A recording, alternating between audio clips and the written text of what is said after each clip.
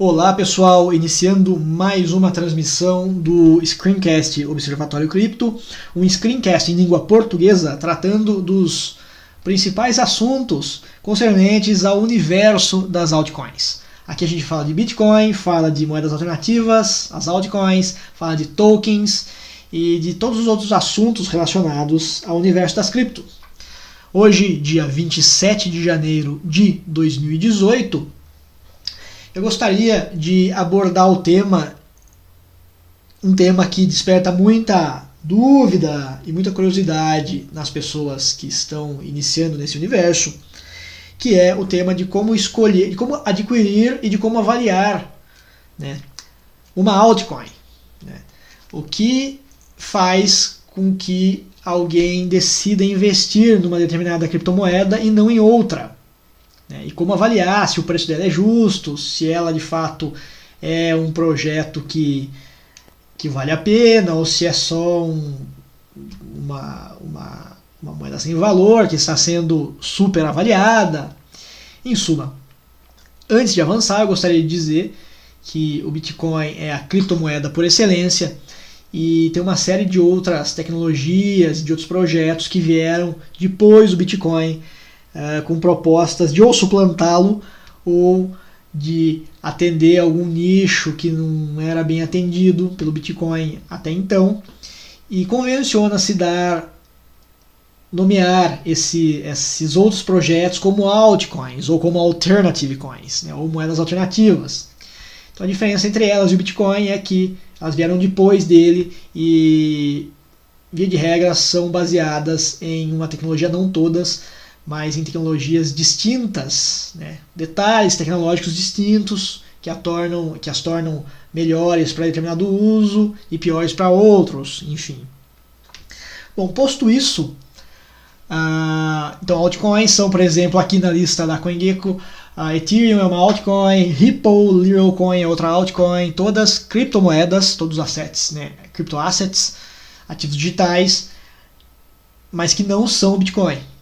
Certo? Bem, então eu decidi criar, não é completamente de autoria minha estes assuntos, essas técnicas são discutidas entre as pessoas que investem atualmente, nos grupos e nos fóruns pela internet. Mas gostaria, portanto, de abordar os principais motivos de dúvida ou de insegurança nos ingressantes e como é que as pessoas que estão há mais tempo no mercado avaliam um determinado projeto e escolhem um em detrimento ao outro. Primeiro ponto, né, como obter uma altcoin. Então, você pode trocar o seu dinheiro por Bitcoin e então, a partir do Bitcoin, portando bitcoins, transferi-los para alguma exchange no exterior e então comprar a altcoin que você deseja. No Brasil, adquirir altcoins diretamente é mais difícil. Você pode comprar através de um revendedor, fazer uma negociação peer-to-peer, né? Mas através de exchange, as exchanges do Brasil normalmente fazem a conversão de real para Bitcoin. Eu citaria duas aqui que talvez façam a conversão de real para alguma moeda alternativa, para algum outro altcoin. Mas, via de regra, a grande maioria das altcoins disponíveis no mercado hoje não são oferecidas diretamente no Brasil para converter direto em real. Portanto, você precisa adquirir bitcoins, transferir seus bitcoins para uma exchange internacional que liste essa altcoin que você se interessa, né? E a partir do Bitcoin, então, comprar lá. Ou comprar direto em dólar lá também. É outra possibilidade se você tem acesso a uma conta internacional, né?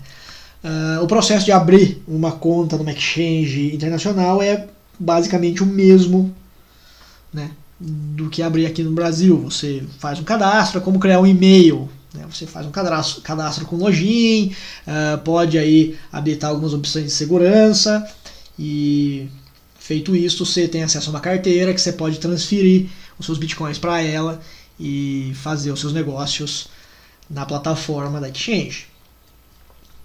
Um ponto que é sempre importante frisar para quem está fazendo isso no começo: é arriscado manter dinheiro em exchange, tanto as nacionais quanto as internacionais, né? Elas são sujeitas a quebrarem, elas podem ser hackeadas, elas podem travar no momento de alta do mercado e você não conseguir, por exemplo, sacar o seu dinheiro caso você queira sacar, né? Eu, por exemplo, enfim, acho que todo mundo que tem um pouco mais de experiência deixa sempre o mínimo possível de dinheiro no exchange para minimizar qualquer risco. Deixar grandes somas lá é arriscado. Esta semana em particular, né, teve um caso japonês deixa eu procurar aqui. A CoinCheck foi hackeada, teve um enorme prejuízo, se não me engano é o maior roubo de Bitcoin da história registrado até hoje. Foram 533 milhões, na verdade, roubados de uma altcoin que faz muito sucesso na Ásia, né? E, no entanto, isso não é motivo de alarme. Eles já se comprometeram, segundo essa própria notícia aqui da CoinDesk, a ressarcir, né, as pessoas que foram roubadas, né? Foi a NEM, né, a altcoin que foi roubada e que gerou esse prejuízo aí para CoinCheck. Então, cuidado. Eu acho que é de muito bom siso não deixar dinheiro em exchanges, mesmo as brasileiras, ou deixar o mínimo possível, né, obviamente. Outro ponto, né, se você está interessado em entrar no mercado das altcoins para fazer trading, né, não é o objetivo deste artigo aqui ensinar. Eu particularmente não faço, e é um assunto complexo, requer estudo, requer muita dedicação, inclusive no acompanhamento dos resultados de mercado, nas técnicas. Existem diversas técnicas. Você pode fazer análise gráfica, pode fazer day trade, swing trade. Normalmente é o que você, né, análise técnica / gráfica, você aplica no day trade, swing trade, enfim, né. Tem gente que faz algo trading, ou seja, programa robôs de inteligência artificial para comprar e vender automaticamente. Tem gente que investe por fundamento. Então não é algo para iniciantes. Normalmente as pessoas que entram achando que vão fazer muito dinheiro fazendo day trade acabam perdendo, né? Perdem no longo prazo para quem simplesmente comprou e deixou lá guardadinho.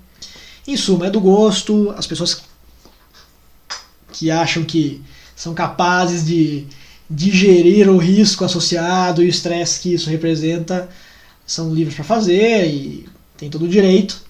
Mas não é assunto, não é o tema aqui, né? E sim, é possível também fazer trades, enfim, com criptomoedas, dado que elas são listadas em exchanges, né? Então, se você tiver um bom palpite de que ela vai subir ou vai cair, você pode, obviamente, montar o seu setup, né? Montar a sua configuração aí de operação e atuar nisso. Outro ponto é que existem vários grupos de sinais, esses são grupos pagos. O que é isso? Algum trader que domina alguma análise, normalmente análise técnica gráfica, né, em algum período de tempo, day trade, swing trade, ele cria um grupo de Telegram, no WhatsApp também é possível, embora eu nunca tenha visto, e ele cobra para que você para você ser aceito nesse grupo, e ele, portanto, manda sinais. Ele diz quando comprar e quando vender uma determinada altcoin de acordo com as técnicas de análise que ele executa, né? Muita gente duvida deles, não são bem vistos pelos investidores mais antigos e recomenda-se também cuidado, portanto, né? Tem gente que paga, inclusive, por esse tipo de informação, em suma. Portanto, investindo em altcoins. Supondo que você trocou seus reais por bitcoins, enviou os bitcoins para alguma exchange internacional. Cito aqui duas que são as mais conhecidas aqui do público brasileiro, que é a Poloniex e a BitTrex, que listam aí uma grande variedade de moedas de altcoins, né, que tem um volume diário interessante, que permite, portanto, uma liquidez bastante grande. Você consegue vender e comprar rapidamente, ter as ordens executadas rapidamente. Você mandou para alguma delas, né? Chega a questão crucial, né? Que altcoin comprar, né? Eu gostaria de dizer de novo, aqui não é um assunto para iniciante. O recomendável é que você estude muito antes de adquirir qualquer uma, né? E aí tem 8 passos, 9 passos, dado que um passo é um subgrupo do sexto, né? Tem um 6 e um 6A, em que você deveria pensar antes de adquirir qualquer moeda, certo? Então, primeiro ponto a ser pensado antes de comprar qualquer altcoin para ser holder, para guardar, né, para esperar ela valorizar, para apoiar o projeto. Primeiro, né, o ideal é que o projeto tenha uma proposição de valor, né? Por exemplo, tem a Littlecoin. A Littlecoin, ela é uma altcoin que simplesmente é um fork do Bitcoin, ou seja, é a mesma, pelo menos no começo, era a mesma tecnologia, era tudo igual ao Bitcoin, era só uma moeda com outro nome, né? Tecnologicamente ela não era em nada distinta, ela valia menos um pouco, né, porque obviamente tinha menos interessados por ela, e enfim, cresceu, né? Hoje, por exemplo, ela já implementou algumas outras features, né, algumas outras tecnologias que o Bitcoin ainda não implementou, e o que fez com que ela valorizasse um pouco até no decorrer do ano passado, né? Muita gente gosta bastante dela, é uma moeda que está há bastante tempo no mercado e, enfim, tem o seu valor, né? Mas, por exemplo, né, no começo ela era um mero fork do Bitcoin, então ela não se propunha a nada diferente do que já propunha o Bitcoin, né? Esse tipo de projeto, né, que é um mero fork de outro, por esses passos seria descartado, né? O ideal seria, portanto, né, focar em projetos que têm futuro. E o que seria o futuro de um projeto, né, de uma criptomoeda, né? Que ela inove em técnica ou aposte em algum nicho de mercado que seja promissor, né?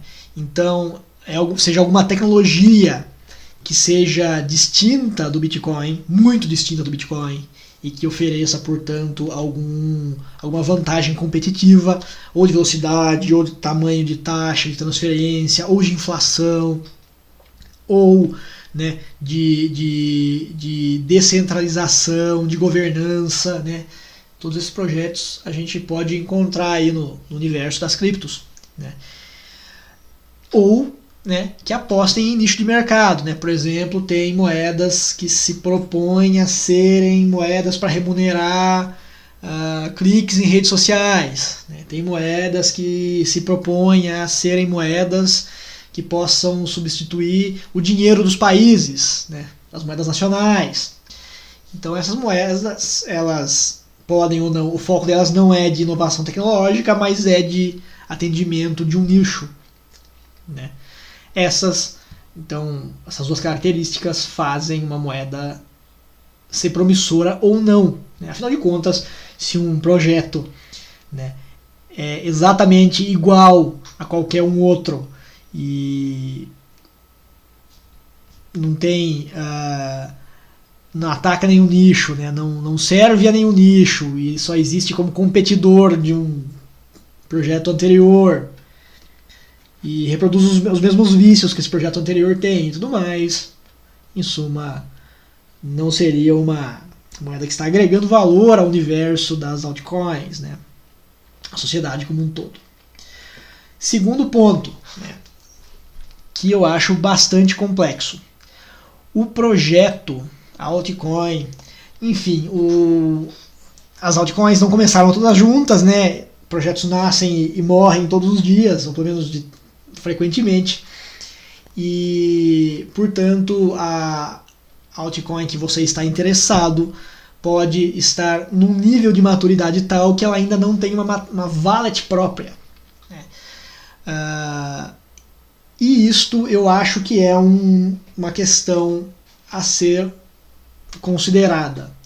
Se o projeto não tem uma carteira própria desenvolvida, mas já está sendo vendido em alguma exchange, significa que você vai comprar os tokens, né, vai comprar aquelas moedas na exchange e não vai ter como guardá-las localmente. Você vai ter que deixar lá as moedas até que haja uma carteira que você possa instalar na sua máquina e, portanto, trazer para o seu HD, né, para o seu sistema,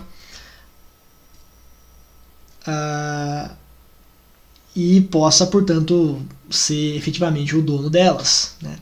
Porque enquanto elas estiverem na exchange, elas estão em poder da exchange, ou seja, se a exchange, repito, quebrar, sumir com elas, for hackeada, você perdeu esse dinheiro.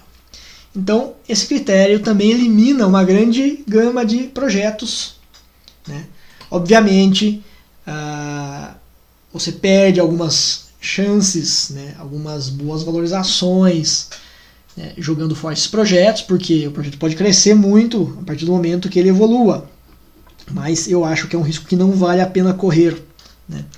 Então, se ele ainda não tem uma wallet própria, se você não tem como, né, manter com você, né, em seu poder as moedas daquele projeto, eu acho que não vale a pena, né? Eles vão ter que ficar lá numa exchange e é um risco alto, né?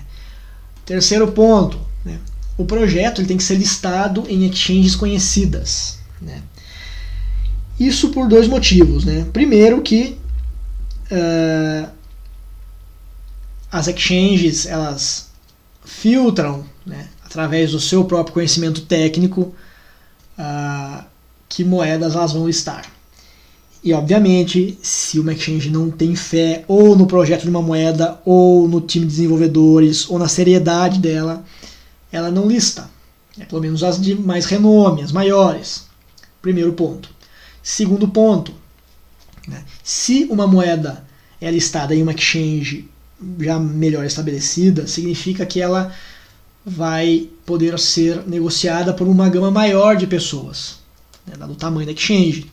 E isso traz liquidez, né? Ou pelo menos espera que se traga liquidez, né? Então, se você quiser vender a qualquer momento suas moedas, você vai encontrar um comprador disposto lá, né? Não necessariamente a um preço justo, não necessariamente com lucro, mas vai ter, né? Tem uma série de pontos aí que são discutíveis nisso tudo que eu falei a respeito desse ponto 3, mas ser listado em exchanges conhecidas é um bom sinal a respeito de um projeto, né? Significa que tem um público que está demandando ela, né, essa moeda numa exchange, e que a exchange passou pelo seu crivo técnico lá que vale a pena instalar, né, assim, disponibilizar essa moeda para negociação. Ponto um pouco mais técnico que o pessoal aí da área de TI, né, vai entender com mais facilidade. O pessoal que não é tão técnico vai entender mais superficialmente. Mas é ter um GitHub ativo. GitHub é um site que permite que projetos de software no geral sejam hospedados. E sendo os produtos, as criptomoedas, né, projetos de software e abertos, open source, eles normalmente são hospedados no GitHub, certo? Por exemplo, estou entrando no GitHub aqui do Bitcoin, né? Todo o código e os detalhes técnicos e questões de instalação do Bitcoin estão por aqui, certo? Pelo GitHub ele tem algumas ferramentas lá que você consegue visualizar o nível de andamento do projeto e o nível de atividade que os desenvolvedores estão tendo, né? Existem partes, às vezes, do código que não vão para o GitHub de pronto, né? Mas ainda assim, olhar o GitHub do projeto de criptomoeda que você está interessado em comprar é uma ótima prática, né? Você consegue ver se o projeto está sendo atualizado, né? Consegue, portanto, estimar, né, se o projeto está evoluindo no que se propõe, ou se é um projeto abandonado, se é um projeto que está antigo lá, que ninguém dá bola, né, e tudo mais. Então você consegue ver, né, se o seu porco está engordando, né, uma vez que ele só engorda debaixo do olho do dono. Ponto 5. Né, roadmap sendo atendido. Acontece que os projetos de altcoins, normalmente, eles fazem um roadmap, eles fazem aí um cronograma, né, de quanto tempo o time espera que determinadas características sejam implementadas, né, enfim, cronograma puro, né, quanto custa não necessariamente, né, mas o que será feito e quando será entregue, né? Tem um roadmap, e esse roadmap, né, esse cronograma ser atendido, mostra uma equipe que está de fato comprometida com avançar o projeto, né, e comprometida em usar de maneira consciente e eficiente, sobretudo, o dinheiro das pessoas que investiram naquele projeto através da compra de moedas, né? E a responsabilidade dessa equipe, portanto, para com os investidores, né? Normalmente nos sites dos projetos tem lá um roadmap, né, em que se colocam prazos para que as coisas sejam feitas e explicações do porquê elas não foram feitas e o que se pretende fazer no futuro também, né? Que tipo de tecnologia, o tipo de melhoria o time pretende implementar, né? Ponto 6. Né, se a moeda ela tem meios de remuneração alternativos, por exemplo, mineração POS, Proof of Stake, né? Existem, né, alguns projetos que remuneram os investidores por manter as moedas numa carteira online, certo?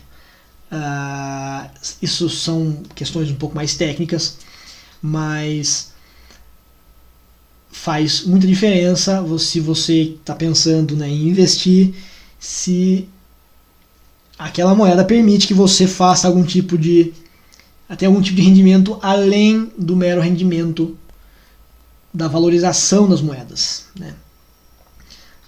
Isso, eu coloquei daí um passo 6A aqui, né?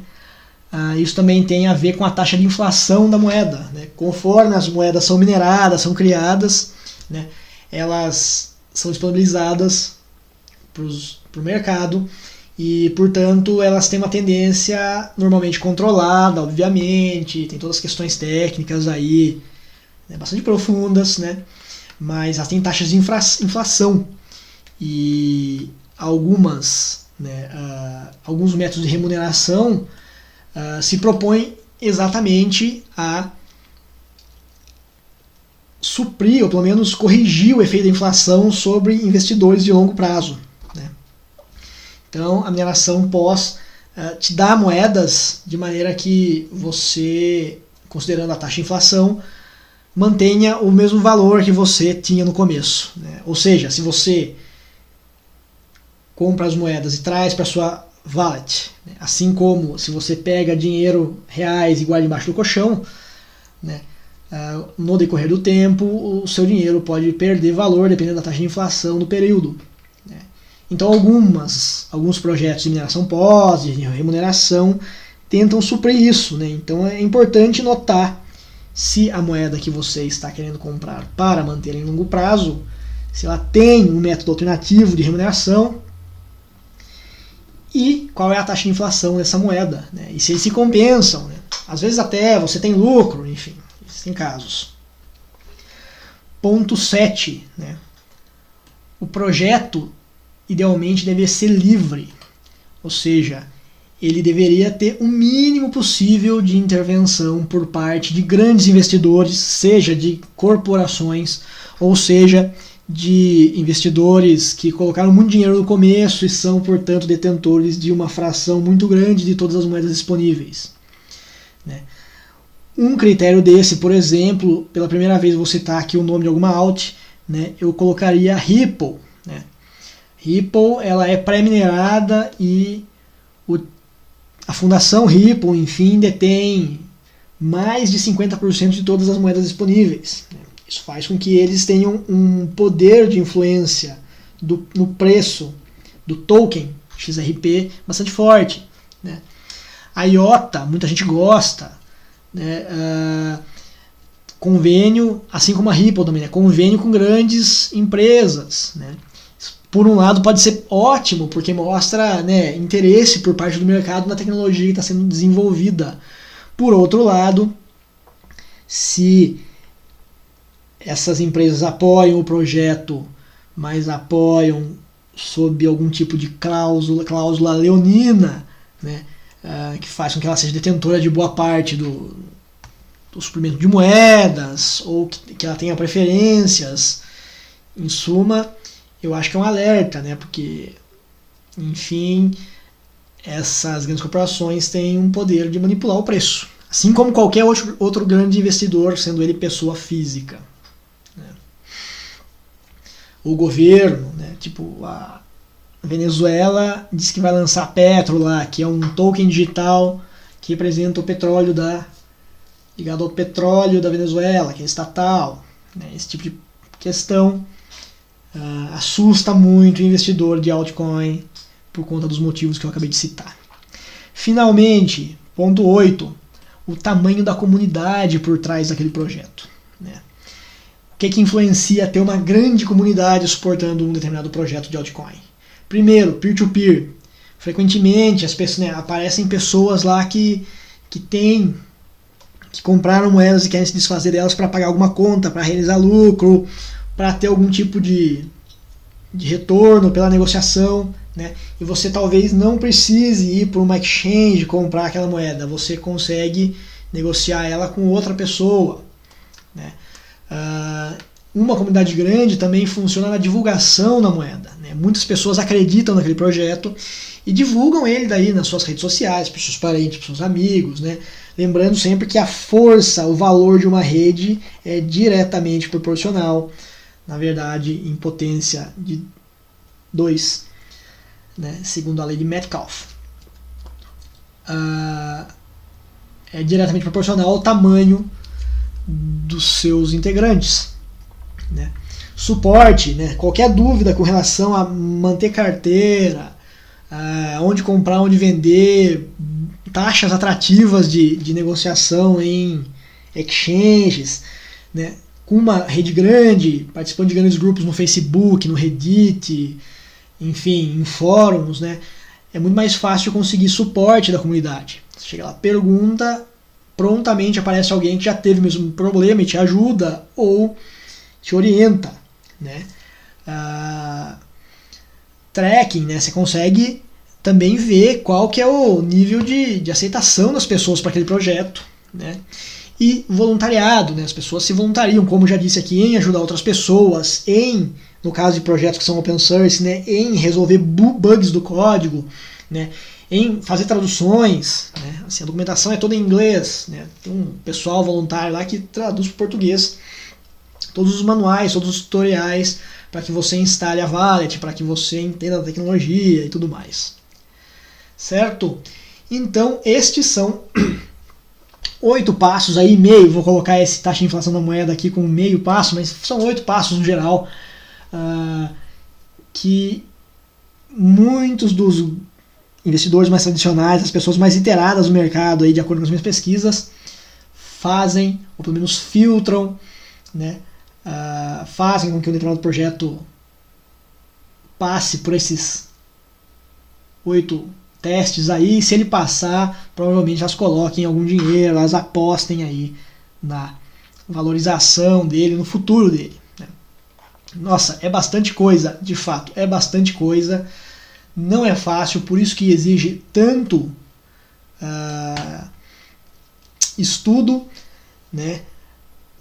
Obviamente, né, por isso também que os retornos são tão atraentes, né?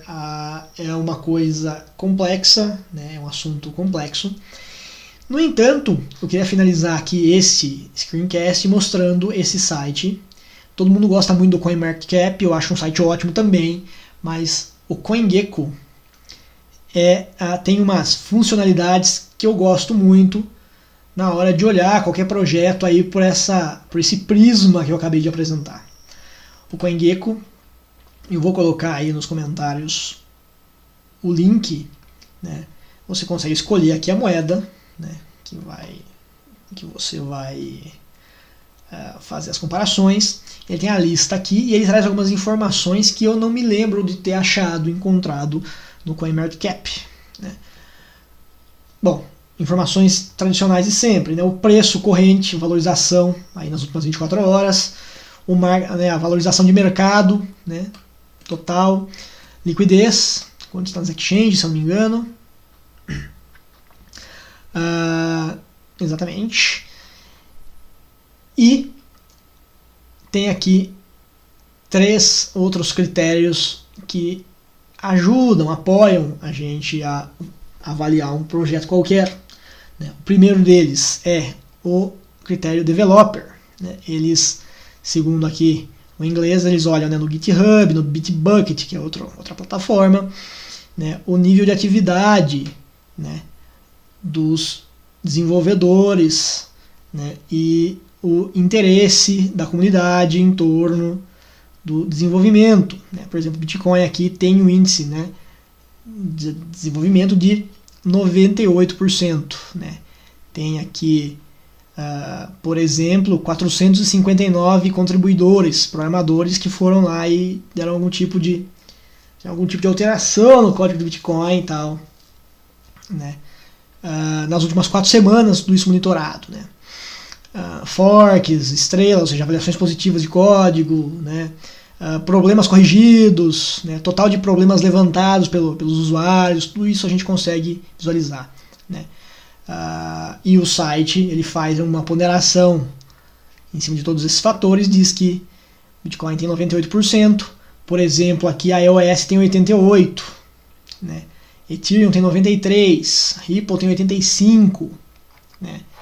E tem aqui moedas com índices também baixos, por exemplo, né, a Binance Coin tem 12%, olha pra você ver, não tem, né, estrelas, não tem Forex, não tem atividade, é uma moeda que está, aparentemente, segundo, né, o tracking aqui, estacionada, abandonada, né.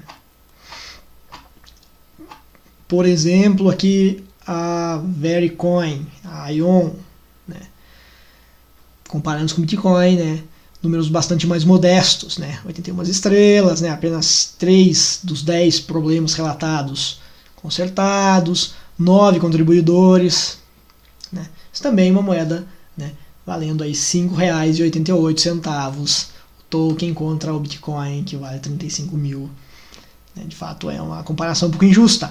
Segundo critério aqui que o CoinGecko mensura, que eu acho bastante interessante, comunidade, né,